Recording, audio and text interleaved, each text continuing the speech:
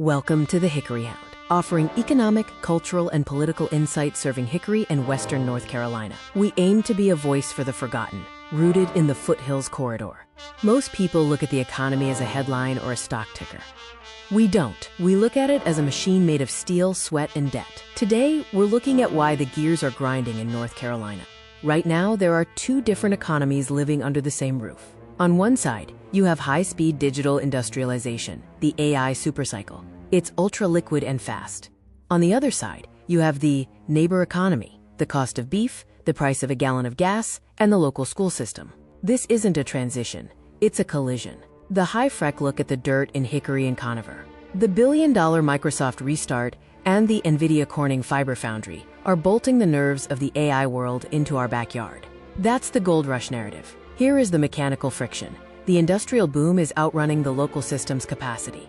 On May 4th, the Board of Commissioners had to pull $10.8 million from the general fund just to expand 5 middle schools. The tech giants are getting the incentives machine is winning, and the household foundation is paying the tax. Look at the dirt in Hickory and Conover. The billion-dollar Microsoft restart and the NVIDIA Corning fiber foundry are bolting the nerves of the AI world into our backyard. That's the gold rush narrative. Here is the mechanical friction. The industrial boom is outrunning the local system's capacity. On May 4th, the Board of Commissioners had to pull $10.8 million from the general fund just to expand 5 middle schools. The tech giants are getting the incentives, while local property owners are footing the bill for the classrooms. We're seeing a new mechanical trick in the labor market, the closed loop. Hyperscalers are signing $550 million contracts for private worker hubs. They import 4,000 technicians, house them in modular communities, and feed them inside the fence. Their high wages never hit the local rental market or the neighborhood restaurant. Hickory is hosting the brains of global AI, but the local economy is getting extracted, not grown.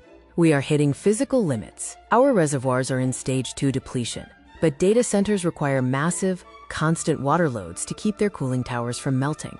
Here's the mechanical priority shift.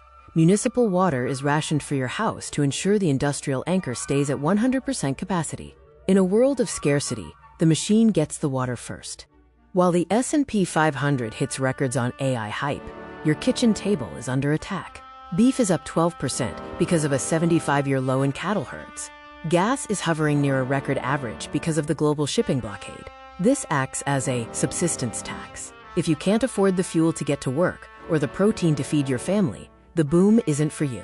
Everything in the foothills leads back to a global pipe. The Strait of Hormuz is effectively closed, adding a permanent $114 per barrel tax to everything you buy. This week, the eye of the storm is the Beijing summit. That summit is the switch. If they can't open the waterway, that energy tax becomes a permanent floor for the rest of 2026. Let's look at the scorecard. Capital is moving at high velocity for the tech sector, while household liquidity is drying up. Resource use is prioritized for industrial cooling, while residents face rationing. Industrial projects are getting 10-year tax breaks, while the middle class takes on the bond debt for the resulting infrastructure load. In Raleigh, Governor Stein is trying to open the relief valves, childcare subsidies, teacher pay, and tax relief for families. But the General Assembly is in a 9-month budget impasse. The valves are stuck shut. By midsummer, the workforce hits a mechanical ceiling because parents can't afford the childcare required to take those new industrial jobs. It takes $1.4 billion just to keep the state's human operating system from crashing. That covers the raises for nurses and the $115 million needed for K-12 buildings that are buckling under the weight of this new population. You cannot run 2026 industrial software on 1990 physical hardware. We are seeing $8.5 million deployed to bury infrastructure in Spruce Pine and fix sewers in West Jefferson. This is defensive infrastructure. It's not about growth. It's about keeping the floor from falling out so small businesses can stay upright while the big gears spin above them.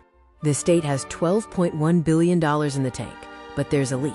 Scheduled tax cuts are acting as a systemic drain at the exact moment our infrastructure load is at an all-time high. To keep public safety and education running, Raleigh has to decide if they're going to fix the leak or let the tank run dry. The verdict is simple: infrastructure lag. The big blue gear of industry is spinning faster than ever, but the gears that support you, gas prices, school capacity, and water, are running in reverse. The machine is thriving, but the ground level support is breaking. Your opportunity is in resilience. Own the land in the path of the pipes, get the trade certifications to build the factories, and watch the Beijing summit. The machine is moving. Your job is to make sure you aren't the one getting ground up in the gears. Thanks for watching The Hickory Hound. You can subscribe and read more at hickoryhound.blogspot.com and send feedback to hickoryhoundfeedback@gmail.com. Let's keep pushing the signal forward.